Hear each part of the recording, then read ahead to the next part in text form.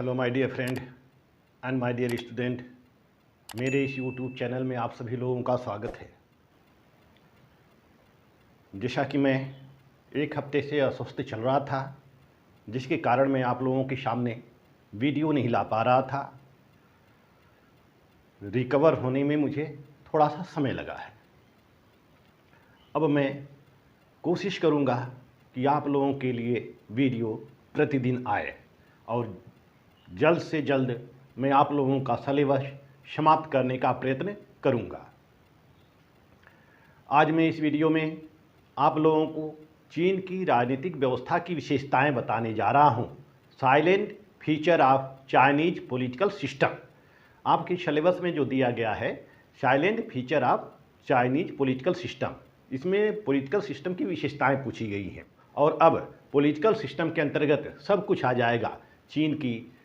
चीन के संविधान की विशेषताएं, चीन की शासन प्रणाली, चीन की शासन प्रणाली इत्यादि सब आ जाएगा। राष्ट्रपति, प्रधानमंत्री और जनवादी कांग्रेस, अस्थायी समिति वगैरह वगैरह सब कुछ इस साइलेंट फीचर में शामिल है। तो हम आज पढ़ेंगे चीन का संविधान, चीन के संविधान की विशेषताएं।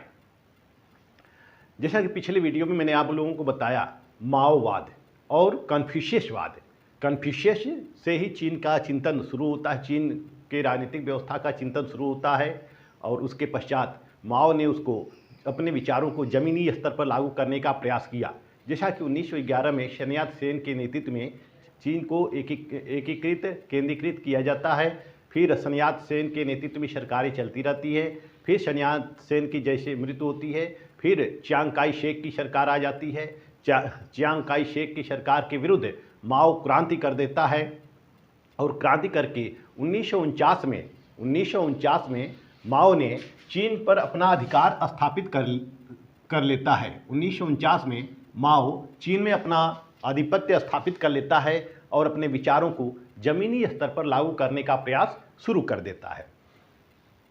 तो जब 1949 में चीन में माओ की सरकार बनती है तो माओ पूरे चीन के लिए एक संविधान बनाने का कार्य शुरू कर देता है और वह संविधान 1954 में बना गया।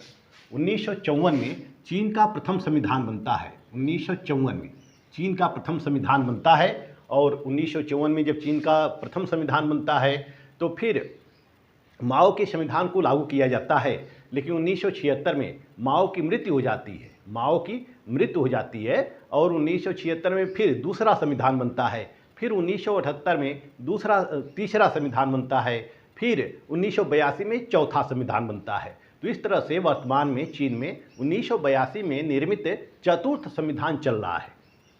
तो आइए देखते हैं चीन के संविधान की विशेषताएं।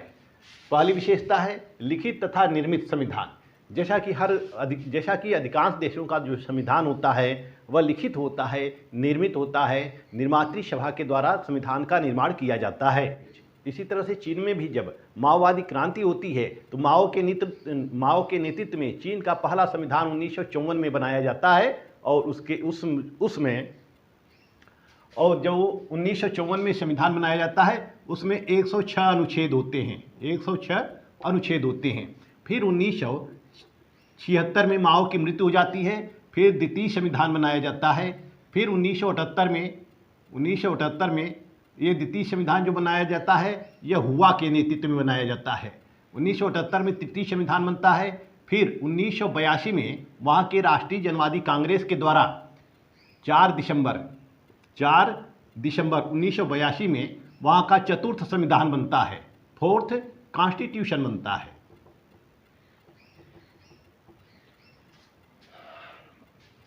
चतुर्थ संविधान बनता है और ये जो चतुर्थ संविधान बनाया जाता है इसमें 138 अनुच्छेद होते हैं। जो चतुर्थ संविधान है उसमें 138 अनुच्छेद होते हैं।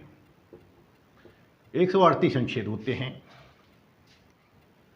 और राष्ट्रीय जनवादी कांग्रेस ने इस चीन के संविधान को 4 दिसंबर 1982 को स्वीकृत कर दिया और वह अभी वर्तमान तक चल रहा है। अभी वही चल रहा है, चतुर्थ संविधान चल रहा है। इस संविधान में 4 अध्याय रखे गए हैं। प्रथम अध्याय के अंतर्गत कुछ सामान्य सिद्धांत दिए गए हैं। और सेकेंड अध्याय के अंतर्गत मौलिक अधिकार एवं कर्तव्य दिए गए हैं। मौलिक अधिकार एवं कर्तव्य दिए गए हैं। और तृतीय अध्याय के अंतर्गत राज्य के ढांचे या संरचना का वर्णन किया गया है। और चतुर्थ अध्याय के अंतर्गत राष्ट्रध्वज राष्ट्रीय चिन्ह, राष्ट्रध्वज राष्ट्रीय चिन्ह और राष्ट्रध्वज राष्ट्रीय चिन्ह और राजधानी का वर्णन किया गया है। तो इस तरह से हम देखते हैं कि जो 1982 में चीन का संविधान बनता है उसमें 138 अनुच्छेद होते हैं और 4 अध्याय में वह पूरा 138 अनुच्छेद विभक्त है। पहले अध्याय में सामान्य सिद्धांत है, चीन की सामान्य सिद्धांतों के बारे में वर्णन किया गया है।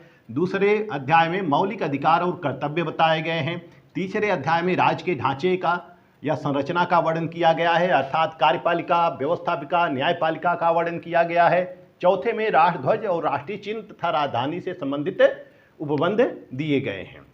इस तरह से चीन का संविधान जो है वह एक लचीला संविधान है। कांग्रेस के 1/5 सदस्यों की सहमति से 1/5 सदस्यों की सहमति से संशोधन प्रस्ताव पारित हो सकता है। यानी कि संशोधन, चीन के संविधान में संशोधन करना है तो राष्ट्रीय जनवादी कांग्रेस के 1/5 सदस्यों की सहमति से वह प्रस्ताव लाया जाता है और राष्ट्रीय जनवादी कांग्रेस के 2/3 बहुमत से वह प्रस्ताव पारित किया जाता है। जब राष्ट्रीय जनवादी कांग्रेस के 2/3 बहुमत से प्रस्ताव पारित हो जाता है तो वह संवैधानिक संशोधन मान्य हो जाता है। या दूसरी प्रक्रिया होती है कि जो राष्ट्रीय जनवादी कांग्रेस की अस्थायी समिति होती है, अस्थायी समिति जो होती है, यह अस्थायी समिति भी संविधान में संशोधन कर सकती है। अस्थायी समिति के द्वारा भी संविधान में संशोधन का प्रस्ताव लाया जा सकता है। और जब अस्थायी समिति के द्वारा संविधान में संशोधन का प्रस्ताव लाया जाता है तो फिर उसको राष्ट्रीय जनवादी कांग्रेस से पारित कराना होता है। 2/3 बहुमत से पारित होने के पश्चात फिर संवैधानिक संशोधन प्रस्ताव पारित मान लिया जाता है। तो इस तरह से चीन के संविधान में संशोधन करना काफ़ी आसान होता है। अन्य देशों में देखते हैं कि संवैधानिक संशोधन प्रक्रिया कठिन है। जैसे अमेरिका में देखते हैं कि अमेरिका में संवैधानिक संशोधन प्रक्रिया कठिन है। अमेरिका का संविधान 1789 में लागू होता है और वर्तमान में 2023 चल रहा है, लेकिन अब तक केवल 27 संशोधन ही हो पाए हैं। तो उसके संशोधन प्रणाली के आधार पर हम कहते हैं कि अमेरिका का संविधान कठिन संविधान है, क्योंकि कांग्रेस के 2/3 बहुमत की आवश्यकता तो होती ही है, साथ ही साथ आधे से अधिक राज्यों की स्वीकृति भी आवश्यक होती है। यानी कि राज्यों की भी सहमति होनी चाहिए और कांग्रेस की सहमति होनी चाहिए। तो यह एक कठिन प्रणाली है। लेकिन चीन का संविधान, ब्रिटेन का संविधान, यह लचीला संविधान है। इसमें संसद के द्वारा या राष्ट्रीय जनवादी कांग्रेस के द्वारा आसानी से संशोधन किया जा सकता है। आइए दूसरा देखते हैं, लोकतांत्रिक केंद्रवाद। चीन का जो संविधान है या चीन की जो शासन प्रणाली है उसमें लोकतंत्र भी है और केंद्रीकरण की भी प्रवृत्ति पाई जाती है। यानी कि लोकतंत्र और केंद्रवाद दोनों का मिश्रण है। चीन का संविधान जो है वह लोकतंत्र और केंद्रवाद दोनों का मिश्रण है। जैसा कि चीन के संविधान के अनुच्छेद 3 में कहा गया है, आर्टिकल 3 में कहा गया है कि चीन के सभी राजकीय अंग लोकतांत्रिक केंद्रवाद के सिद्धांत को प्रयोग में लाएंगे। यानी कि केंद्र और प्रादेशिक सरकारों के बीच शक्तियों का वितरण इस प्रकार किया गया है कि स्थानीय अधिकारी केंद्रीय सत्ता के नियंत्रण में रहें। यानी कि उनको भी शक्तियां प्राप्त हैं। जो लोकल गवर्नमेंट हैं, जो स्थानीय गवर्नमेंट हैं, उन प्रादेशिक गवर्नमेंट हैं, प्रादेशिक सरकारें हैं, उनको भी सत्ता प्राप्त है। लेकिन वह अपनी सत्ता किससे प्राप्त करते हैं? केंद्र से प्राप्त करते हैं और उनका झुकाव केंद्र की तरफ होता है। संविधान के अंतर्गत देश में शासन के विभिन्न स्तर नियत किए गए हैं और प्रत्येक स्तर पर जनता द्वारा निर्वाचित कांग्रेस के प्रतिनिधि हैं। प्रत्येक स्तर पर जनता द्वारा निर्वाचित कांग्रेस है और यह एक लोकतांत्रिक व्यवस्था है। यानी कि जो लोकल बॉडी होती है उस लोकल यानी कि स्थानीय सरकारें, जैसे राज्य की सरकारें, प्रदेश की सरकारें, प्रांत की सरकारें, वहाँ भी सरकारें हैं, वहाँ भी कांग्रेस का गठन किया गया है, वहाँ भी संसद का गठन किया गया है और जनता के द्वारा निर्वाचित प्रतिनिधि हैं। लेकिन वह सभी सरकारें जो होती हैं वह केंद्र से यानी कि चीन के राष्ट्रीय जनवादी कांग्रेस के द्वारा ही शक्तियाँ प्राप्त करती हैं। चूँकि चीन में एकात्मक शासन व्यवस्था है, चीन में एकात्मक शासन व्यवस्था है, इसलिए पूरे चीन का प्रशासन एक ही जगह से किया जाता है, लेकिन स्थानीय स्तर पर भी सरकारों का गठन करके उनको शक्तियाँ दी गई हैं। तो इस तरह से चीन का जो संविधान है उस संविधान में हम लोकतांत्रिक केंद्रवाद के गुण देख सकते हैं। यानी कि लोकतंत्र की जनता का पर्याप्त भागीदारी होती है, लोकतंत्र का मतलब जनता की शासन में पर्याप्त भागीदारी होती है। केंद्रवाद का मतलब है कि केंद्र ही प्रमुख होती है, केंद्र जो होती है वही प्रमुख होती है और केंद्र के द्वारा ही शासन किया जाता है। लेकिन जो शासन किया जाता है, जो प्रतिनिधि होते हैं वह जनता के द्वारा ही निर्वाचित होते हैं। तो इस तरह से हम चीन के संविधान में लोकतांत्रिक केंद्रवाद को देख सकते हैं। अब तीसरा आते हैं जनवादी लोकतंत्र की तानाशाही। जनवादी लोकतंत्र की तानाशाही, जैसा कि जो चीन का संविधान बना 1982 में, तो संविधान में 1982 के संविधान के अनुच्छेद 1 में कहा गया है, अनुच्छेद 1 में यह कहा गया है कि चीन का जनवादी गणतंत्र तानाशाही वाला एक समाजवादी राज्य है। चीन का जनवादी गणतंत्र तानाशाही वाला एक समाजवादी राज्य है जिसका नेतृत्व श्रमिक वर्ग के हाथों में है और जहां श्रमिकों तथा किसानों के बीच मैत्रीपूर्ण सहयोग है। यानी कि पूरी सत्ता किसके हाथ में है? किसान के हाथ में है और श्रमिक के हाथ में है। किसानों और श्रमिकों के बीच मैत्रीपूर्ण संबंध है और इसी किसानों और श्रमिकों की ही वहाँ पर तानाशाही है। कोई भी किसानों का उत्पीड़न नहीं कर सकता है, श्रमिकों का उत्पीड़न नहीं कर सकता है। जनवादी लोकतंत्र के अंतर्गत जो तानाशाही शब्द दिया गया है उसका तात्पर्य यह होता है कि समाज में बहुसंख्यक श्रमिकों तथा किसानों का अल्पसंख्यक पूंजीपतियों पर कठोर नियंत्रण है। यानी कि पूंजीपतियों पर नियंत्रण किसका है? किसानों का है, श्रमिकों का है। श्रमिक और किसानों ने वहाँ पर पूंजीपतियों पर अपना कठोर नियंत्रण स्थापित कर दिया है और यह तानाशाही लोकतांत्रिक इसलिए है क्योंकि देश के हर स्तर पर जन कांग्रेसों का गठन किया गया है। यानी कि देश के हर स्तर पे, हर प्रांत स्तर पे, राज्य स्तर पे, जिला स्तर पे जन कांग्रेस का गठन किया गया है जिसके सदस्य अधिकतर श्रमिक हैं, किसान हैं और इसी प्रकार से साधारण हैसियत के लोग हैं। यानी कि पूर्ण रूप से यह लोकतांत्रिक पद्धति हो गई है कि लोकतंत्र की जनता में अधिक भागीदारी है। हालांकि एक दल का शासन, एकात्मक शासन व्यवस्था है, फिर भी जनता को पर्याप्त अधिकार दिए गए हैं। जनता को साम्यवादी दल के प्रति समर्पित बनाया गया है, साथ ही जनता को साम्यवादी दल के प्रति समर्पित बनाया गया है। तो इस तरह से हम देख सकते हैं कि चीन के संविधान में जनवादी लोकतंत्र की तानाशाही है। यानी कि वहाँ पर लोकतंत्र ही तानाशाह है, पूंजीपति नहीं है। पूंजीपतियों के ऊपर, उद्योगपतियों के ऊपर, मिल फैक्ट्रियों, कारखानों के ऊपर किसका नियंत्रण स्थापित है? वहाँ पे समाज का नियंत्रण है, राज्य का नियंत्रण है और साम्यवादी दल का नियंत्रण स्थापित है। नेक्स्ट पॉइंट देखते हैं, समाजवादी अर्थव्यवस्था। समाजवाद क्या है?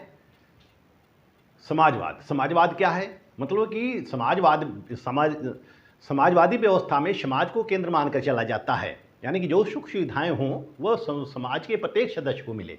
समाज का कोई भी वर्ग गरीब न रहे, कोई भी वर्ग भूखा न रहे, किसी भी वर्ग के पास जमीन न हो। यानी कि ऐसा न हो कि किसी भी व्यक्ति के पास जमीन न हो, सबके पास जमीनें हों। यानी कि जो सामाजिक जो पूंजी है या उत्पादन के साधन हैं, वितरण के साधन हैं, उस पर पूरे समाज का नियंत्रण हो। किसी प्रकार की जाति पात की भावना न हो, किसी प्रकार की वर्ग की भावना न हो। जैसा कि चीन के संविधान में जो 1982 में बना है, 1982 का संविधान चीन में समाजवादी अर्थव्यवस्था की स्थापना करता है। 1982 का संविधान चीन में समाजवादी अर्थव्यवस्था की स्थापना करता है। इसमें कहा गया है कि संपूर्ण जनता द्वारा समाजवादी स्वामित्व और श्रमिकों द्वारा समाजवादी सामूहिक स्वामित्व होगा। यानी कि संपूर्ण जनता द्वारा समाजवादी स्वामित्व होगा और श्रमिकों द्वारा समाजवादी सामूहिक स्वामित्व होगा। राज्य कृषि को छोड़कर अन्य सभी क्षेत्रों में उद्यम की स्वतंत्रता देता है, परंतु इन दो शर्तों के अंतर्गत पहली उद्यम विधि के अनुसार किया जाना चाहिए। दो शर्तों के अंतर्गत स्वतंत्रता देता है। पहली शर्त क्या है कि जो उद्यम है यानी कि उद्योग धंधे हैं वह विधि के अनुसार किया जाना चाहिए। चीन का जो कानून है वह चीन के कानून के अनुसार किया जाना चाहिए। दूसरी व्यक्तिगत यह है कि किसी भी व्यक्ति का शोषण नहीं किया जाना चाहिए। कोई भी उद्योग धंधे स्थापित कर सकता है, लेकिन ये दो शर्तें होनी चाहिए कि विधि के अनुसार उद्योग धंधों का संचालन किया जाना चाहिए और किसी भी व्यक्ति का शोषण नहीं किया जाना चाहिए। तो राज्य के सभी संसाधनों पर राज्य का ही नियंत्रण स्थापित होता है। चीन में राज्य के सभी संसाधनों पर राज्य का ही नियंत्रण स्थापित होगा। किसी भी सार्वजनिक संपत्ति को नुकसान पहुंचाना दंडनीय अपराध होगा। कोई भी पब्लिक वहां पर किसी सार्वजनिक संपत्ति को नुकसान नहीं पहुंचा सकता है, क्योंकि वहां पर एक दलीय शासन व्यवस्था है, एक ही दलीय का वर्चस्व है। जैसा कि हम सोवियत रूस में देख सकते हैं कि एक दल का वर्चस्व है, इसी तरह से हम चीन में भी देख सकते हैं कि साम्यवादी दल की भूमिका है, साम्यवादी दल का वर्चस्व है। ऐसा नहीं केवल साम्यवादी दल है, अन्य दल हैं, लेकिन कोई दल साम्यवादी दल के नीतियों का, कार्यक्रमों का विरोध नहीं कर सकता है। सभी दल जो हैं वह साम्यवादी नीतियों का ही समर्थन करते रहेंगे। तो इस तरह से हम देखते हैं कि चीन में समाजवादी अर्थव्यवस्था लागू की गई है और सबको रोजगार देने का प्रयत्न किया गया है। कृषि यानी कि कृषियों पर समाज की सामूहिक भागीदारी सुनिश्चित की गई है। लोगों को उद्योग धंधे खोलने की भी छूट दी गई है, लेकिन वह चीन के कानून के अनुसार उद्योग धंधों का प्रशासन करते रहें। एकात्मक शासन प्रणाली। एकात्मक शासन प्रणाली क्या होती है कि जिसमें कि एक ही पूरे देश के लिए एक ही सरकार होती है, एक ही कार्यपालिका होती है, एक ही व्यवस्थापिका होती है, एक ही न्यायपालिका होती है। और जो राज्यों की गवर्नमेंट होती है उस गवर्नमेंट का अपना स्वतंत्र अस्तित्व नहीं होता है, स्वायत्त अस्तित्व नहीं होता है। वह अपना अस्तित्व किसके ऊपर, उनका अस्तित्व किसके ऊपर डिपेंड होता है? केंद्र सरकार के ऊपर डिपेंड होता है। जिस तरह से ब्रिटेन में एकात्मक शासन प्रणाली है, वहाँ पूरे ब्रिटेन के लिए यानी कि ब्रिटेन, वेल्स, उत्तरी आयरलैंड वगैरह, इनके लिए इंग्लैंड, इनके लिए पूरे एक ही सरकार है, केंद्रीय सरकार है। और जो प्रांत में सरकारें हैं वह इनके द्वारा मनोनीत किए जाते हैं। नियुक्त किसके द्वारा किए जाते हैं? केंद्रीय सरकार के द्वारा नियुक्त किए जाते हैं। जिस तरह से हम देख सकते हैं कि हमारे भारत में भी एकात्मक शासन है। पूरे देश के लिए राष्ट्रपति है और राज्यों के लिए राज्यपाल है। यह एकात्मक शासन का प्रतिनिधित्व करता है। राज्यपाल की नियुक्ति किसके द्वारा की जाती है? राष्ट्रपति के द्वारा की जाती है। राज्यपाल का अपना स्वतंत्र अस्तित्व नहीं होता है। राष्ट्रपति जब चाहे राज्यपाल को हटा सकता है या उसको एक राज्य से दूसरे राज्य में भेज सकता है या दो राज्यों का राज्यपाल बना सकता है। तो इस तरह से एकात्मक शासन व्यवस्था में एक ही कार्यपालिका, व्यवस्थापिका, न्यायपालिका होती है और प्रांतों की सरकारों का जो गठन होता है इन्हीं के द्वारा किया जाता है। प्रांत में जो गवर्नर की नियुक्ति की जाती है इन्हीं केंद्रीय सरकार के द्वारा किया जाता है। तो चीन में भी एकात्मक शासन व्यवस्था है।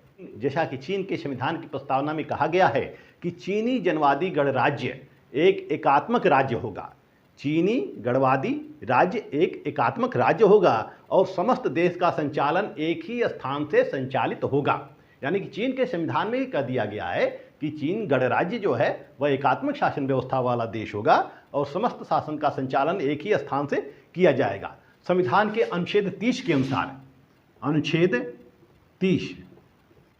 संविधान के अनुच्छेद 30 के अनुसार समस्त चीन को प्रशासन करने के लिए प्रांतों में उनको बांट दिया गया है, स्वायत्त क्षेत्रों में बांट दिया गया है और केंद्र शासित नगरों में विभाजित किया गया है। पूरे चीन का विभाजन किस आधार पर किया गया है?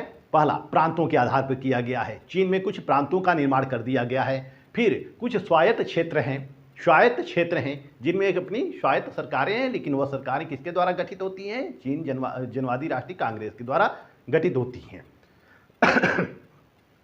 और तीसरा, केंद्र शासित प्रदेश हैं। कुछ केंद्र शासित प्रदेश हैं जिन पर कि पूर्ण रूप से केंद्र का आधिपत्य स्थापित होता है या केंद्रीय सरकार वहां पर गवर्नर की नियुक्ति करती है, प्रशासक की नियुक्ति करती है। तो प्रशासनिक सुविधा की दृष्टि से चीन को 23 प्रांतों में बांटा गया है। चीन में कितने प्रांत हैं? 23 प्रांत हैं। चीन को 23 प्रांतों में बांटा गया है और 5 स्वायत्त क्षेत्रों में बांटा गया है और 3 केंद्र शासित प्रदेशों में बांटा गया है। यानी कि चीन को 22 प्रांतों में बांटा गया है और कुछ स्वायत्त क्षेत्र ऐसे हैं जिनको कि उपनगरों में बांटा गया है और 3 केंद्र शासित प्रदेश हैं। 3 केंद्र शासित प्रदेश हैं। यह 3 केंद्र शासित प्रदेश के कौन से हैं? एक बीजिंग है, बीजिंग यह केंद्र शासित प्रदेश है। दूसरा है शांगिंग है। तीसरा है तियानिक, तियानिक। ये 3 हैं, इनको केंद्र शासित प्रदेश बनाया गया है।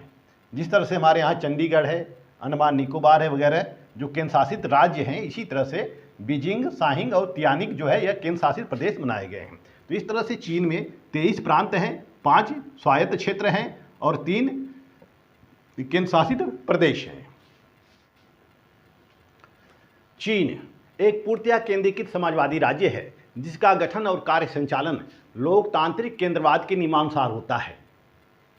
वहाँ पर शासन के अंगों में वहाँ राष्ट्रीय स्तर पर विधायी शक्तियों का मुख्य केंद्र राष्ट्रीय जन कांग्रेस है जो एक सदनी है। राष्ट्रीय जन कांग्रेस है जो एक सदनी है। और चीन में जो कार्यकारी शक्तियाँ हैं वह राज्य परिषद में निहित हैं। चीन में जो कार्यकारी शक्तियाँ हैं वह राज्य परिषद में निहित हैं जो प्रधानमंत्री के नेतृत्व में कार्य करता रहता है। तो इस व्यवस्था में सत्ता निम्न स्तर से उच्च स्तर की तरफ उत्तरदायी होती है। सत्ता जो होती है निम्न स्तर से उच्च स्तर की ओर उत्तरदायी होती है तथा उच्च सत्ता से ही शक्तियां प्राप्त करती हैं। तो इस तरह से हम देखते हैं कि चीन में जो है वह एकात्मक शासन प्रणाली है। प्रांतों की सरकारें हैं, केंद्र शासित प्रदेशों की सरकारें हैं, स्वायत्त क्षेत्रों की सरकारें हैं, लेकिन वह सब किससे सत्ता प्राप्त करती हैं? केंद्र सरकार से सत्ता प्राप्त करती हैं, राष्ट्रीय जनवादी कांग्रेस से सत्ता प्राप्त करती हैं या केंद्रीय सरकार से सत्ता प्राप्त करती हैं। तो इस तरह से चीन में एकात्मक शासन व्यवस्था है। पूरा चीन एक ही कार्यपालिका, व्यवस्थापिका, न्यायपालिका के सूत्र में बंधा हुआ है। पूरे चीन के लिए एक ही शासन व्यवस्था है, वह केंद्रीय स्तर की शासन व्यवस्था है। और लोकल गवर्नमेंट भी है, लेकिन वह लोकल गवर्नमेंट केंद्रीय सरकार से शक्तियां प्राप्त करती हैं। आइए नेक्स्ट देखते हैं एक दलीय शासन व्यवस्था। चीन में एक दलीय शासन व्यवस्था है। जिस तरह से रूस में हम देख सकते हैं कि वहाँ साम्यवादी दल का शासन है, इसी तरह से चीन में भी एक दलीय शासन व्यवस्था है। चीन में साम्यवादी दल का शासन है। कम्युनिस्ट पार्टी ऑफ चाइना, साम्यवादी दल CCP जिसको हम कहते हैं, communist party of China CCP। और जो चीन की सारी व्यवस्था संचालित होती है वह साम्यवादी दल के द्वारा ही संचालित होती है। वहाँ कोई गवर्नमेंट निर्णय नहीं लेती है, साम्यवादी दल निर्णय लेता है। और सभी निर्णय साम्यवादी दल के उच्चाधिकारी ही लेते हैं।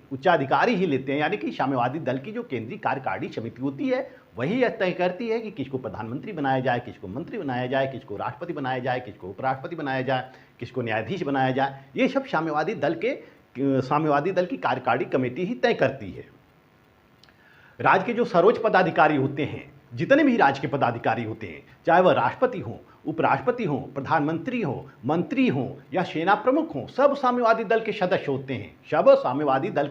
होते हैं। और उनकी भूमिका के आधार पर, उनकी योग्यता के आधार पर, उनके कार्यशैली के आधार पर उनको पद आवंटित किया जाता है। साम्यवादी दल के जितने भी सदस्य होते हैं, जो मुख्य लीडर होते हैं, साम्यवादी दल के जो शीर्ष पर बैठे मुख्य लीडर होते हैं, उनको उनकी भूमिका के आधार पर, उनकी योग्यता के आधार पर उनको पद आवंटित किया जाता है, पद दिया जाता है। पद देने का निर्णय साम्यवादी दल ही करती है। और जो चुनाव होता है वह केवल औपचारिक होता है। यहाँ तक कि पूरे चीन के लिए साम्यवादी दल ही नीतियाँ तैयार करती है और दल के स्तर पे जितने लोगों को भर्ती करना होता है यह साम्यवादी दल ही तय करती है। जितनी भी नीतियाँ बनाई जाती हैं वह सब साम्यवादी दल के द्वारा ही बनाई जाती हैं। शासन स्तर पर उन नीतियों का केवल औपचारिक रूप से अनुमोदन हो जाता है। यानी कि चीन में किसकी सरकार है? साम्यवादी दल की सरकार है, communist party of China CCP की सरकार है। यद्यपि चीन के संविधान में विपक्षी राजनीतिक दलों के गठन पर कोई प्रतिबंध नहीं है, परंतु ऐसा करना व्यवहारिक नहीं है। कोई दूसरा दल गठित नहीं कर सकता है या गठित करके विरोध नहीं कर सकता है। यदि दूसरे दल होते हैं तो वह भी CCP के ही अधीन होते हैं, क्योंकि साम्यवादी दल ही पूरी जनता का अगुवा होती है। और सारी जनता जो होती है वह साम्यवादी दल के सदस्य माने जाते हैं। आइए नेक्स्ट देखते हैं मौलिक अधिकार एवं कर्तव्य। चीन के संविधान में मौलिक अधिकारों का भी वर्णन किया गया है, जैसा कि अनुच्छेद 33(3) में कहा गया है। अनुच्छेद 33(3) में चीन के संविधान में अनुच्छेद 33(3) में यह कहा गया है कि प्रत्येक नागरिक को अधिकार प्राप्त है, परंतु संविधान और कानून द्वारा निर्धारित कर्तव्यों का पालन उसे करना पड़ेगा। चीनी संविधान में विभिन्न प्रकार के मौलिक अधिकार दिए गए हैं, नागरिकों को विभिन्न प्रकार के मौलिक अधिकार दिए गए हैं। जैसे पहला नागरिक अधिकार दिए गए हैं। पहला क्या है? नागरिक अधिकार।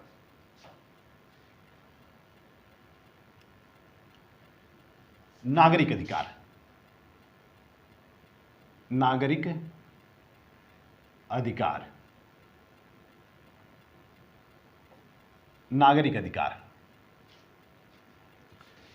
नागरिक अधिकार दिए गए हैं। ये नागरिक अधिकार क्या है? सबको समानता, स्वतंत्रता और व्यक्तिगत मान मर्यादा का अधिकार दिया गया है। सभी व्यक्तियों को स्वतंत्रता प्रदान की गई है, सभी व्यक्तियों को समानता प्रदान की गई है, सबको अपनी प्रतिष्ठा पाने का अधिकार दिया गया है। नागरिक अधिकारों के साथ साथ सामाजिक अधिकार भी दिए गए हैं, जैसे विवाह करने का अधिकार, परिवार बसाने का अधिकार, माता और अपने शिशु की रक्षा करने का अधिकार। यह सब जो है, यह राज्य का दायित्व है कि वह विवाह, परिवार जैसी संस्था, माता और शिशुओं की रक्षा करे और विवाह जैसे प्रथाओं का संचालन करे। माता पिता के प्रति बच्चों के कर्तव्य भी निर्धारित किए गए हैं। चीन के संविधान में माता पिता के प्रति बच्चों के कर्तव्य भी निर्धारित किए गए हैं। इसके अलावा लोगों को काम पाने का अधिकार, रोजगार का अधिकार भी दिया गया है, भाषण की स्वतंत्रता दी गई है, प्रेस की स्वतंत्रता दी गई है, सभा करने का अधिकार लोगों को दिया गया है और एकत्र होने और संघ बनाने का अधिकार दिया गया है। जुलूस निकालने और प्रदर्शन करने आदि की भी स्वतंत्रता लोगों को दी गई है। इसके अलावा धार्मिक विश्वास की स्वतंत्रता भी दी गई है। शिक्षा व संस्कृति संबंधी अधिकार भी दिए गए हैं। धार्मिक स्वतंत्रता भी दी गई है, धार्मिक स्वतंत्रता भी दी गई है, शिक्षा एवं संस्कृति संबंधी अधिकार भी दिया गया है। तो इस तरह से देखते हैं कि हमारे भारत में जिस तरह से अनुच्छेद 14 से लेकर 32 तक व्यक्तियों को फंडामेंटल राइट उपलब्ध हैं, इसी तरह से चीन के संविधान में भी सभी नागरिकों को मौलिक अधिकार दिए गए हैं और मौलिक अधिकारों के साथ साथ मौलिक कर्तव्य भी दिए गए हैं। जैसे कि हमारे भारतीय संविधान के अंतर्गत अनुच्छेद 51 क में 11 मौलिक कर्तव्य दिए गए हैं, वैसे ही चीन के संविधान में प्रत्येक व्यक्तियों के लिए कुछ मौलिक कर्तव्य आरोपित किए गए हैं। वह मौलिक कर्तव्य क्या है? जैसे पहला है संविधान का पालन करना और कानून का पालन करना। संविधान और कानून का पालन करना, यह पहला कर्तव्य है। दूसरा है कानून के अनुसार कर चुकाना। दूसरा क्या है? कानून के अनुसार कर चुकाना। तीसरा है देश की सुरक्षा करना एवं राष्ट्रीय जातियों की एकता कायम करना। चौथा है वायु आक्रमणों के समय अनिवार्य सैनिक सेवा करना। वायु आक्रमणों के समय अनिवार्य सैनिक सेवा करना। इसके अलावा जो पांचवा मौलिक कर्तव्य आरोपित किए गए हैं या पांचवा मौलिक कर्तव्य जो चीन में दिया गया है, वह है छोटा परिवार रखना। क्योंकि चीन की जनसंख्या सबसे बड़ी है, प्रथम स्थान पे चीन ही है, जनसंख्या के मामले में प्रथम स्थान पर चीन ही है। और इस तरह से चीन ने छोटे परिवार की प्लानिंग करना शुरू किया है, बहुत दिन से शुरू किया है। छोटे परिवार की प्लानिंग करना शुरू किया है और उसने छोटे परिवार का कॉन्सेप्ट अपने संविधान में भी उसने आरोपित कर दिया है, उपबंधित कर दिया है। तो सभी लोगों का यह कर्तव्य है कि वह छोटा परिवार रखें। तो ये इस तरह से व्यक्तियों को मौलिक अधिकारों के साथ साथ मौलिक कर्तव्य भी दिए गए हैं। आठवां है एक सदनात्मक विधायिका। जैसा कि अधिकांश देशों के संविधानों का अध्ययन करने के पश्चात हम यह देखते हैं कि हर देशों के संविधान में द्विसदनीय संसद की व्यवस्था की गई है। जैसे कि भारत की शासन व्यवस्था है, इसमें भी संसद के दो सदन हैं, एक है राज्यसभा, एक है लोकसभा। ब्रिटेन की शासन व्यवस्था को ले सकते हैं। ब्रिटेन की शासन व्यवस्था में भी संसद के 2 सदन हैं, एक हाउस ऑफ कॉमन्स है, एक हाउस ऑफ लॉर्ड्स है। अमेरिका की शासन व्यवस्था को ले सकते हैं। अमेरिका की शासन व्यवस्था में भी जो अमेरिका की संसद है उसको कांग्रेस कहा जाता है और कांग्रेस के 2 सदन हैं, एक प्रतिनिधि सभा है और दूसरा सीनेट है। इसी तरह से स्विट्जरलैंड की शासन प्रणाली को ले सकते हैं, वहाँ संघीय सभा और राज्य परिषद है। संघीय सभा के 2 सदन हैं, एक राष्ट्रीय परिषद है, एक राज्य परिषद है। एक राष्ट्रीय परिषद है, एक राज्य परिषद है। तो इस तरह से अधिकांश देशों में हम देख सकते हैं कि 2 सदनी द्विसदनीय शासन व्यवस्था है। लेकिन चीन में केवल एक ही सदनीय शासन व्यवस्था है। चीन में, पूरे चीन के लिए केवल एक ही विधायिका है, वह है राष्ट्रीय जनवादी कांग्रेस। वह कौन सी है? राष्ट्रीय जनवादी कांग्रेस है, और जिसकी सदस्य संख्या करीब 3000 के आसपास होती है। इनकी सदस्य संख्या करीब 3000 के आसपास होती है। सबसे बड़ी अगर संसद है तो वह चीन की संसद है, जिसमें कि 3000 से अधिक सदस्य होते हैं। यह 3000 से अधिक सदस्य चुने जाते हैं राष्ट्रीय जनवादी कांग्रेस में। इसके कोई अंग नहीं है, कोई सदन नहीं है, केवल एक ही सदन है, राष्ट्रीय जनवादी कांग्रेस। इस तरह से हम देखते हैं कि चीन के राजनीतिक प्रणाली के अंतर्गत हम चीन के संविधान को देखते हैं कि चीन के संविधान में लिखित, चीन का संविधान जो है वह लिखित है, निर्मित है, लोकतांत्रिक केंद्रवाद के सिद्धांत पर आधारित है, जनवादी लोकतंत्र की तानाशाही है, यानी कि वहाँ पर लोकतांत्रिक शासन व्यवस्था है और लोकतंत्र की ही तानाशाही समाजवादी अर्थव्यवस्था है, यानी कि सबके लिए रोजगार की व्यवस्था की गई है, उद्यम की व्यवस्था की गई है, सबके लिए जीवन यापन भरण पोषण की व्यवस्था की गई है, एकात्मक शासन प्रणाली है। पूरे चीन का प्रशासन एक ही कार्यपालिका और व्यवस्थापिका के द्वारा चलाया जाता है। एक दलीय शासन व्यवस्था है। चीन में साम्यवादी दल का शासन है।